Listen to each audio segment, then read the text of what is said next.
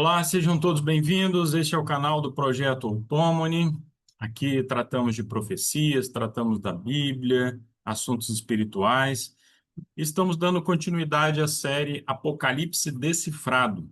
Se você ainda não é inscrito no canal, inscreva-se, ative as notificações, compartilhe esse vídeo para que essa mensagem chegue a mais pessoas. Deixe aí nos comentários a informação de onde você nos acompanha. Se quiser entrar em contato conosco, o nosso e-mail está aí na descrição.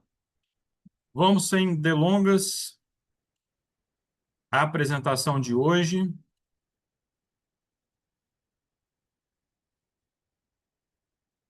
Esse é o nosso sexto estudo e hoje entraremos em Apocalipse, capítulo 11.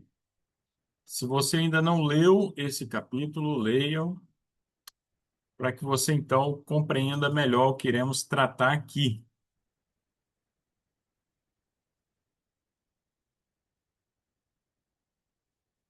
O capítulo começa com uma visão do templo.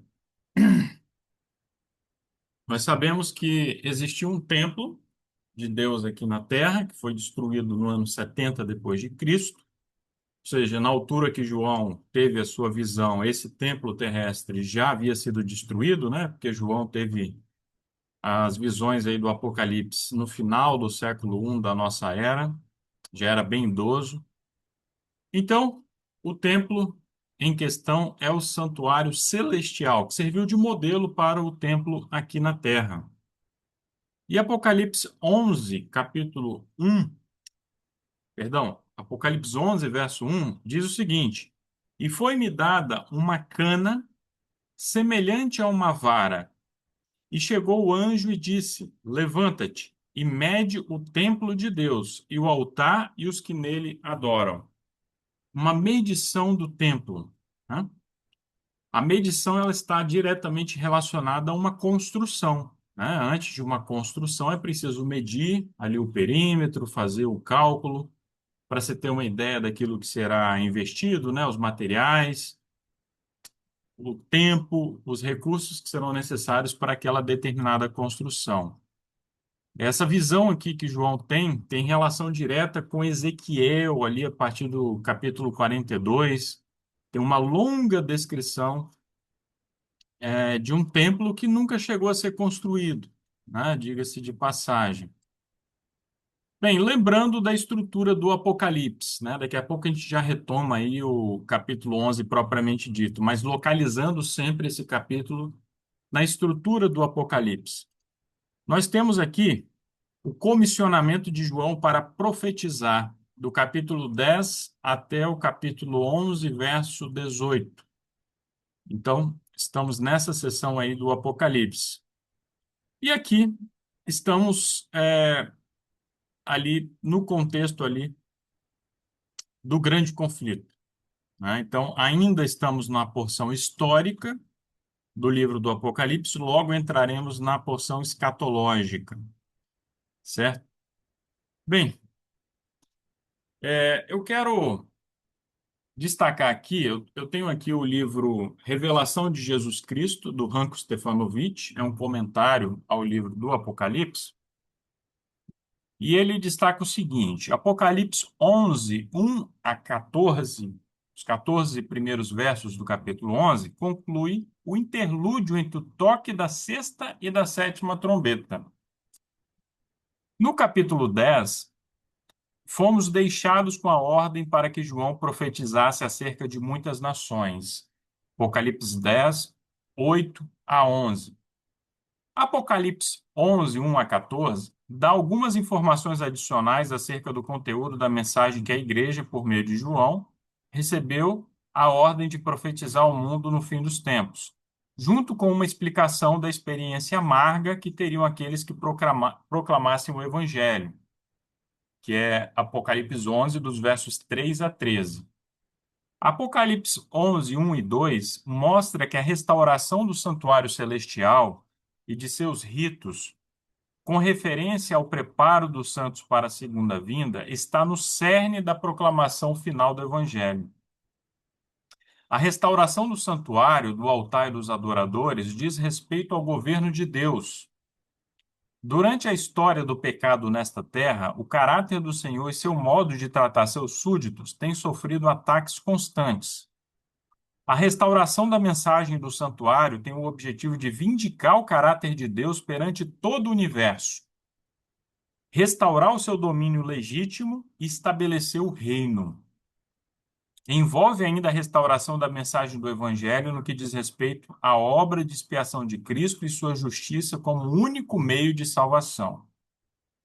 A restauração da mensagem do santuário também inclui o preparo do povo de Deus para o reino. Esse preparo envolve a restauração dos aspectos físicos, mentais e espirituais de sua vida. Apocalipse 11, 1 e 2 indica que a proclamação da mensagem do Evangelho eterno, que a igreja foi comissionada a profetizar na etapa final da história deste mundo, ocorrerá no contexto da restauração do santuário celestial. A experiência do povo de Deus, à medida que este proclama a mensagem do Evangelho, é explicada em mais detalhes por meio da descrição das testemunhas na seção seguinte. Então, só uma introdução, né, para entendermos aí essa primeira parte aí do capítulo 11, como ele se insere aí dentro dessa seção aí maior. E aí no verso 2, então, nós temos a seguinte descrição: E deixa o átrio que está fora do templo e não o meças, porque foi dado às nações, e pisarão a cidade santa por 42 meses.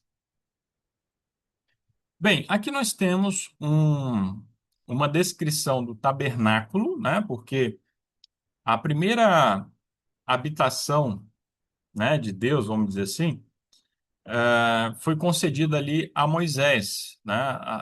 A imagem, todos os detalhes a partir do original, né? Que é o santuário celestial, para que esse tabernáculo fosse então construído ali no deserto. E depois, Salomão construiu o templo lá em Jerusalém, muito tempo depois, né? Então, o que que nós tínhamos aqui? Bem, aqui nós temos o átrio, a parte externa, também conhecido como pátio, né? Ali estava o altar do holocausto, a bacia onde o sacerdote se lavava,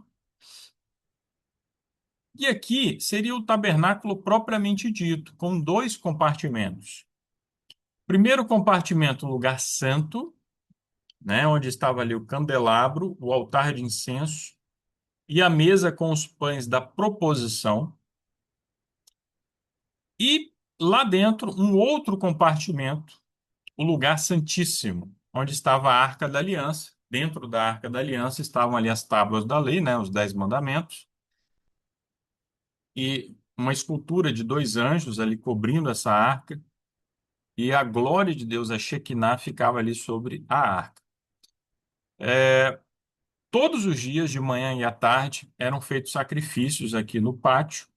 O sangue era levado, então, para dentro do tabernáculo, ali no lugar santo, ele era aspergido ali no véu, nas pontas ali do altar também. E uma vez por ano, no Yom Kippur, o sumo sacerdote adentrava o lugar santíssimo para interceder por todo o povo e para proceder com a purificação do santuário, porque os pecados simbolicamente estavam ali depositados no santuário. Então havia todo um ritual no dia da expiação, tá? O grande átrio é uma representação da terra em contraste com o santuário celestial.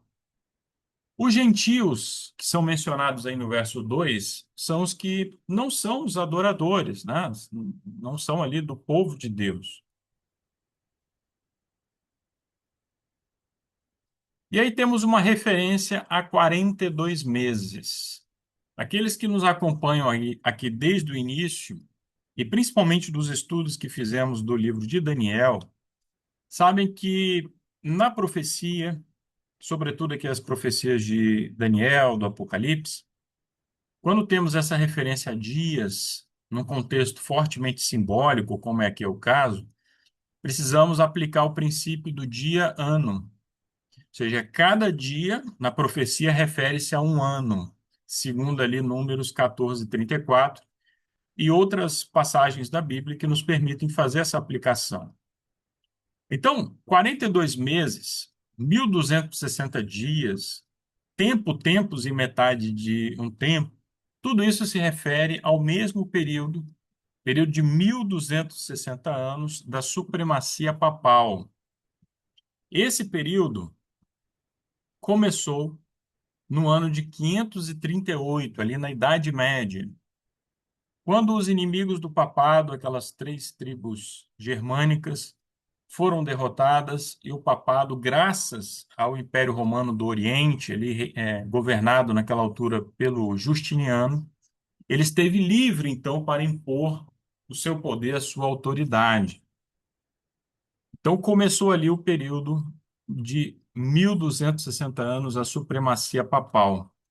E como vimos lá no estudo de Daniel, esse período é caracterizado pelo ataque ao ministério sacerdotal de Cristo, o que é uma blasfêmia, porque a blasfêmia, segundo a Bíblia, é quando o homem usurpa o lugar de Deus, no que diz respeito ao perdão aos pecados, proclamar que alguém está perdoado.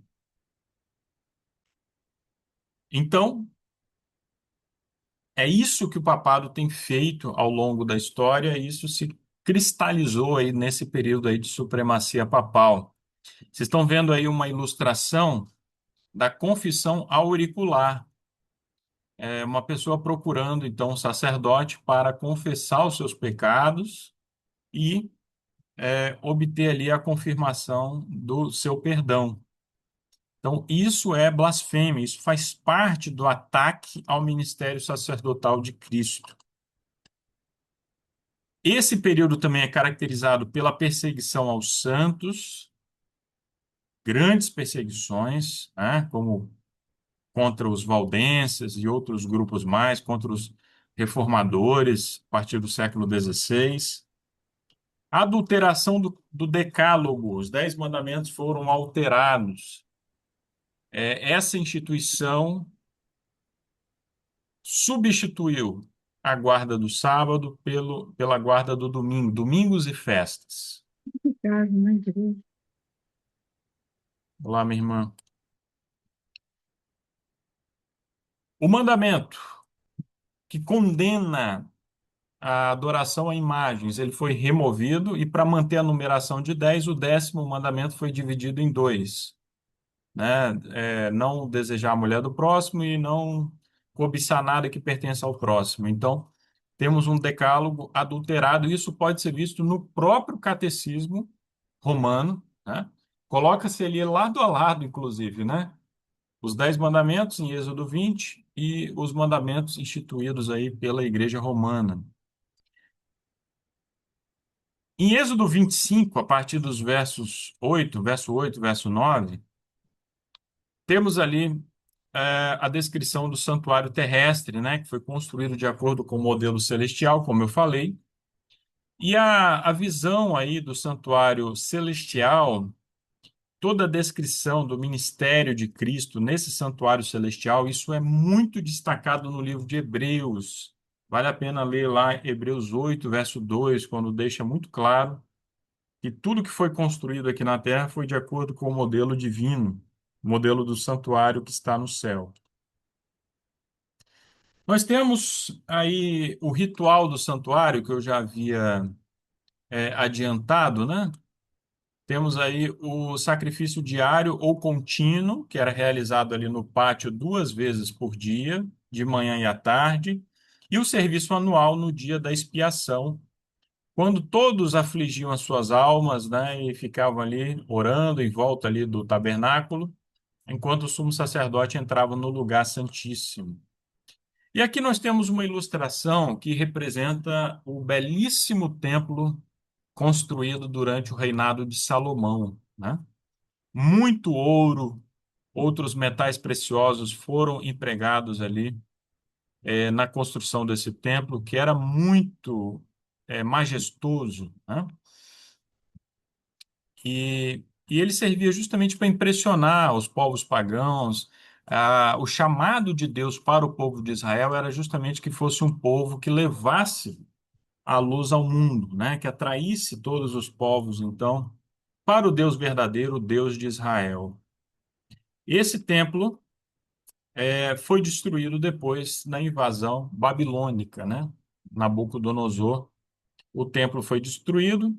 Depois, já no período persa, o templo foi reconstruído e lá no reinado de Herodes, já chegando ali no período de Cristo, houve uma ampliação, uma construção muito grande que continuou, inclusive, depois da morte de Herodes o Grande, depois da morte de Jesus, né? Ele continuou sendo construído, só foi concluído lá pela década de 60. E alguns anos depois houve, então, a rebelião dos judeus contra Roma, e Roma, no ano 70, destruiu lá o templo. Tá bom? Entendido isso, a partir do verso 3, temos, então, uma outra parte aí do capítulo 11. São mencionadas duas oliveiras e dois castiçais, que tem um paralelo agora direto, não mais com o livro de Ezequiel, mas com o livro de Zacarias, lá no capítulo 4, versos 1 a 6, depois os versos 11 a 14. Nós sabemos que a concessão mais completa do Espírito Santo aos homens está descrita no Antigo Testamento e no Novo Testamento. A palavra de Deus é lâmpada para os nossos pés, né? Então, é, há toda uma discussão sobre essas duas testemunhas, e o entendimento que temos é que se trata aqui do Antigo e do Novo Testamento.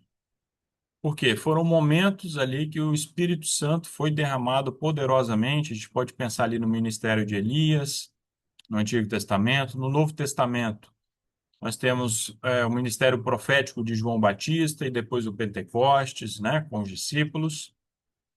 Então, a palavra de Deus guiando o seu povo como luz para os nossos caminhos, certo? O pano de saco, o que que significa o pano de saco? Por que que as duas testemunhas, o Antigo Testamento e o Novo Testamento, estão vestidas de pano de saco durante os 42 meses? Esse é um sinal de luto e penitência.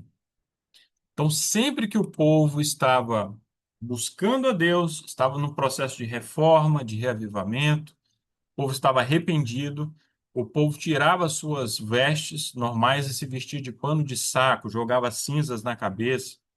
Isso aconteceu, por exemplo, em Nínive, né? Nós temos lá o relato de Jonas, capítulo 3, versos 6 a 8, quando o povo lá de Nínive se arrependeu com a mensagem de Jonas e o povo não foi destruído, né? Então, durante os anos de 538 até 1798, a palavra de Deus foi restringida. Só o clero, basicamente, que tinha acesso, porque a Bíblia foi traduzida para o latim, uma língua que o povo não tinha acesso. Depois, lá pela Baixa Idade Média, chegou-se a proibir mesmo o povo de ter posse, né? De ter as escrituras. Os valdenses, né? Quando iam transmitir porções da palavra de Deus, eles tinham que esconder nas roupas, né? Memorizavam longos trechos da Bíblia justamente por causa dessa perseguição implacável à palavra de Deus. E todo o amontoado de tradições humanas, de interpretações filosóficas, tudo isso obscureceu também as Escrituras. Então, por isso que elas testemunharam ali vestidas de pano de saco. Mas elas têm autoridade para invocar flagelos, né, castigos sobre aqueles que se opõem ao governo de Deus e que promovem o erro. A palavra de Deus tem poder. Em meio às densas trevas, em meio a toda perseguição, a palavra de Deus ainda assim brilhou. E aí no verso 7 é dito o seguinte: E quando acabarem o seu testemunho, a besta que sobe do abismo lhes fará guerra e os vencerá, e os matará.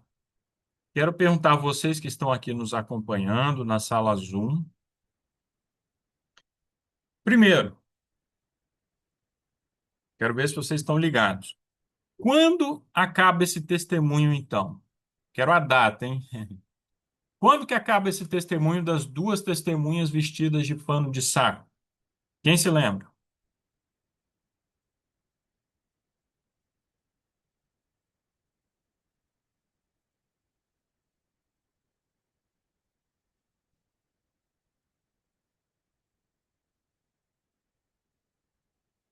Estão com vergonha ou não sabem?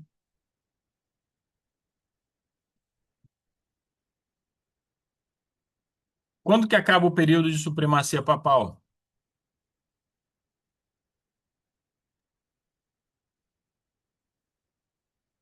Pode falar. 1700 e pouco? 1798, Isso. quando começa o tempo do fim. E olha só, aqui é dito de uma besta que sobe do abismo. Besta, em profecia, refere-se a um poder, né? Uma entidade coletiva de poder, nunca um indivíduo, né? Mas um poder ali que se levanta. Que poder é esse que levanta do abismo? E por que abismo? Quem sabe?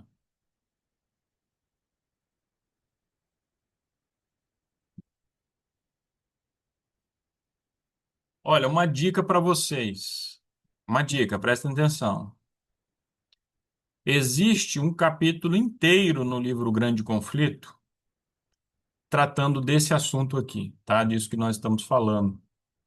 Vale a pena ler, quem não leu, O Reinado do Terror na França. Esse poder é a França revolucionária. E ela se ergue do abismo, uma referência à falta de sustentação, né? Um abismo. Por causa do ateísmo, do secularismo, que sustentava então a França revolucionária. A revolução se pautou em princípios iluministas, portanto seculares, né, que exaltavam a razão e negavam a revelação. E a partir de então, aqui no livro do Apocalipse, nós entendemos melhor qual foi a atuação desse poder, dessa besta que se levantou do abismo. Como que ela atacou os santos, como que ela os venceu, como que ela os matou, né? Atacou a palavra de Deus. Ok? Nós temos a bandeira tricolor, porque o lema da revolução, liberdade, igualdade, fraternidade, e as cores aqui se referem ao poder executivo, poder legislativo e também ao povo, a autoridade do povo, né? Que a revolução procurou estabelecer. Para vocês entenderem melhor todo esse contexto, todo esse abismo sobre o qual a França revolucionária ali surgiu, emergiu, né? O período ali de fins do século XVIII foi um período de muitas superstições, de ocultismo, de envolvimento com os poderes das trevas. Isso nem sempre é lembrado, tá?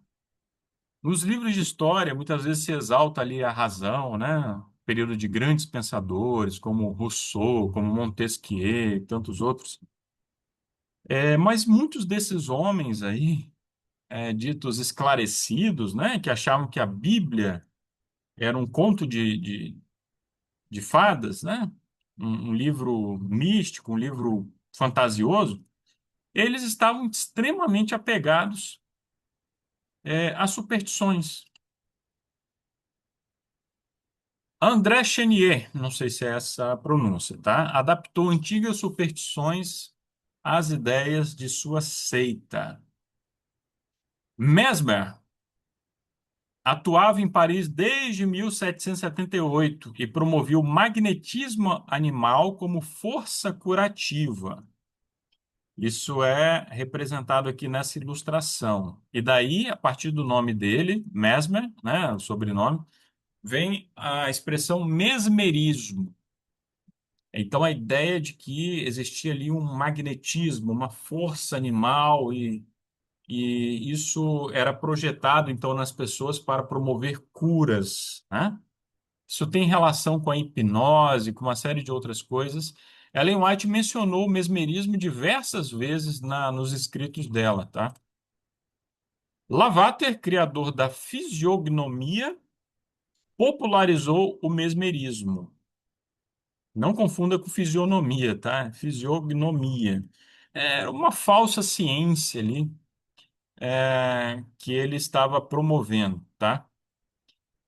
Essa época foi também uma época do iluminismo esotérico, época de ocultismo, simbolismo.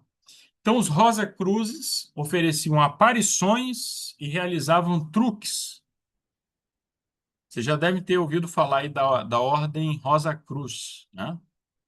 Então, ela se popularizou muito nessa época. Temos Joseph de Maistre e Saint Martin, místicos, atuando nessa época. Essa mulher aqui, ó, Catherine Theot, era uma visionária e gnóstica. A gnose, já lá no século I, ela já havia se estabelecido, tá? E ao longo dos séculos aí, esse conhecimento oculto, conhecimento que só alguns iluminados têm acesso, né? Que os Rosa-Cruzes buscam, que outras entidades buscam, né? A própria maçonaria tem relação com isso. Ela sempre existiu a gnose, né?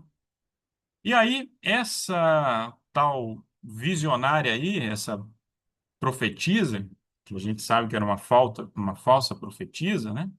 Ela via o Robespierre como um Messias, né? Esse filósofo aí iluminista. Então veja que é, por trás dos princípios aí da razão, do esclarecimento, havia todo um misticismo envolvendo essa roupagem aí de razão, de conhecimento, que seria puramente secular, mas que não, né? Tinha todo aí um invólucro místico, certo? Robespierre, repito, um dos maiores filósofos aí do iluminismo, ok? Bem, a Revolução Francesa foi a primeira revolta milenarista moderna, né? O que que isso significa? Que embora, como eu disse, ela se propusesse secular, baseada na razão, combatendo ali os excessos da religião, combatendo o fanatismo e tudo mais, é, ela prometia um verdadeiro paraíso sobre a terra, que seria construído após a derrubada do antigo regime, como chamavam, né, o absolutismo, os privilégios da nobreza, os resquícios de direitos feudais, isso tudo então seria varrido da face da terra, e no lugar o governo do povo, né, um governo revolucionário, baseado nos princípios da razão, da igualdade, da fraternidade. Mas para isso, um banho de sangue seria necessário. O abismo do grego abusos é um indicativo da falta de fundamentos da nação, né? O ateísmo.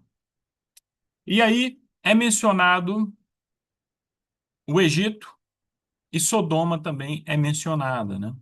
A cidade que espiritualmente se chama Sodoma e Egito. O Egito porque o faraó negou a Deus. Quando Moisés foi lá falar com o faraó, ele falou: "Quem é o Senhor, né?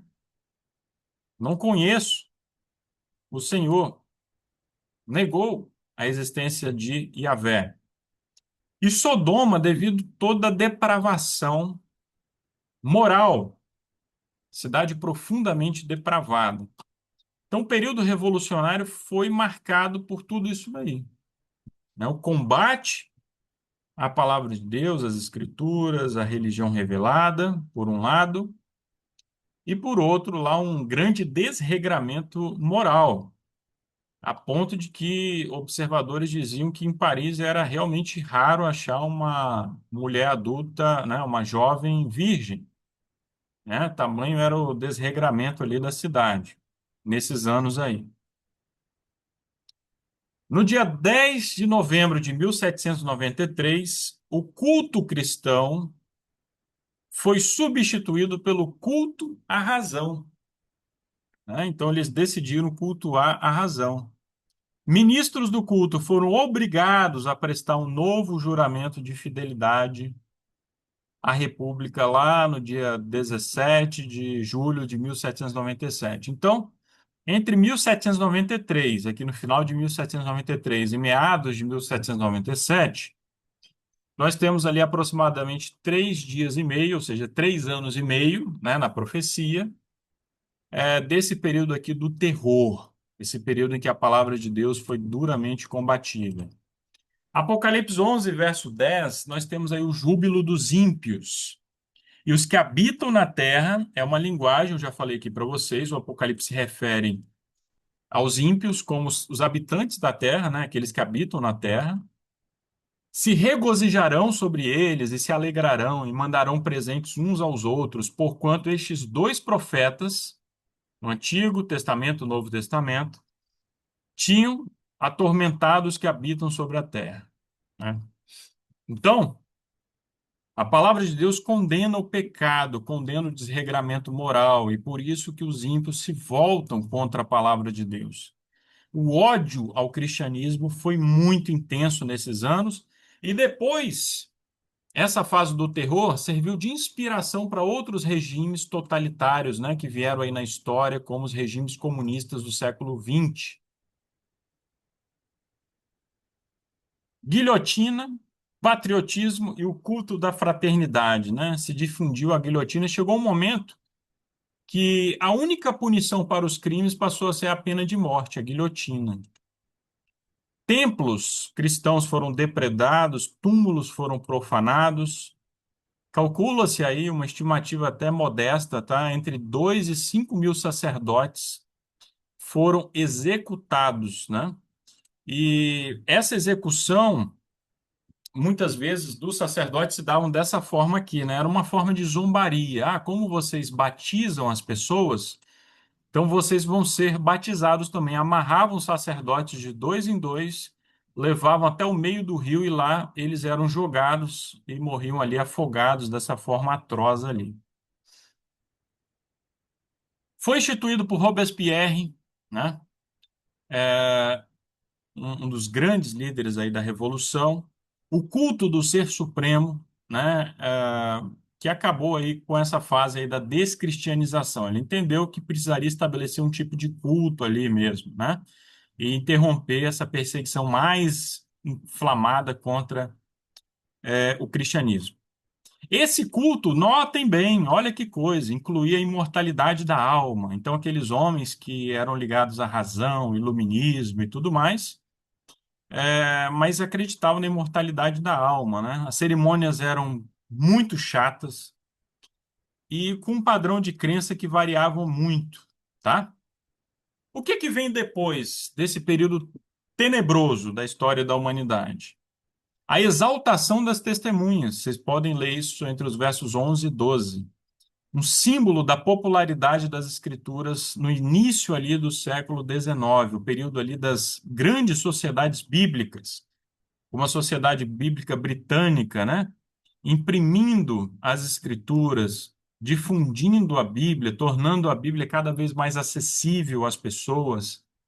E também um período de intensa atividade missionária também na África, na Ásia, tá? Muitos missionários atuando nesse período. Apocalipse 11, 14. É passado o segundo ai, né? São juízos da segunda trombeta. Terminaram ali em 1840.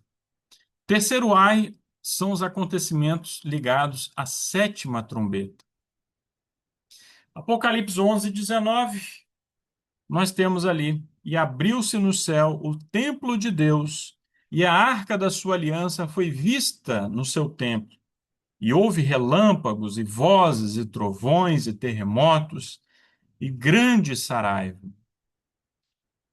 Se você não acompanhou o estudo passado, de Apocalipse 10, surgimento do remanescente do tempo do fim, vale a pena você voltar nesse estudo.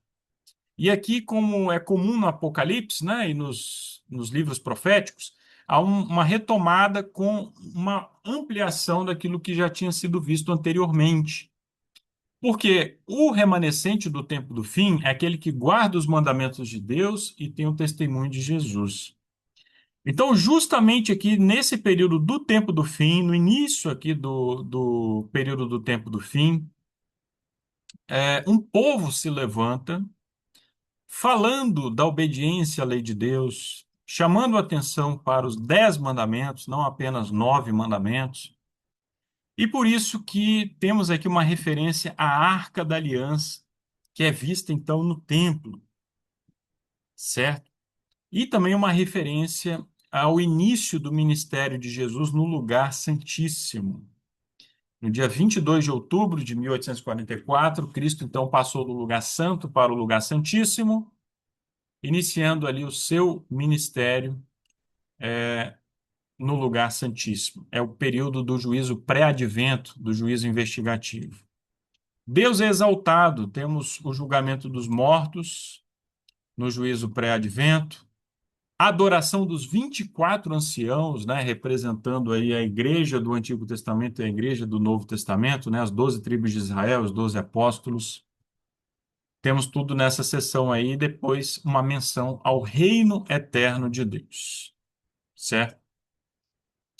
Então, termina justamente de uma forma incrível. A mensagem do Apocalipse é uma mensagem cristocêntrica, Cordeiro de Deus é vitorioso, e as forças do mal, né, elas prevalecem durante um período, mas no final elas são derrotadas. Então é uma mensagem de esperança. Possamos nos apegar a essa mensagem. Que possamos rejeitar o ateísmo, o secularismo, o hedonismo, tá?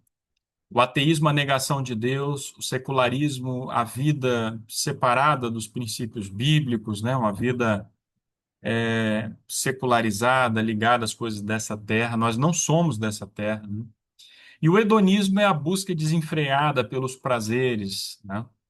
É a depravação moral desse mundo, que de algum modo também é uma herança ali da Revolução Francesa, né? Que acabou exaltando muito o individualismo e a liberdade foi levada aos seus extremos. Possamos dedicar tempo ao estudo das Escrituras, porque elas foram preservadas, chegaram até nós a duras penas, né? Pessoas dedicaram sua vida para copiar, para promover as Escrituras, né? Traduzi-las, e que possamos anseiar, né? Possamos desejar ansiosamente pelo reino eterno de Deus, que é justamente quando o reino eterno iniciar, né? Quando Jesus voltar, que todas as mazelas deste mundo, dessa nossa existência, irão terminar de uma vez por todas. Que Deus nos abençoe. Vamos orar brevemente. Senhor nosso Deus, muito obrigado, ó Pai, por esse estudo que estamos encerrando aqui. Abençoe poderosamente todos aqueles que nos acompanharam e que possam desejar estudar a sua palavra de forma poderosa. Em nome de Jesus, amém.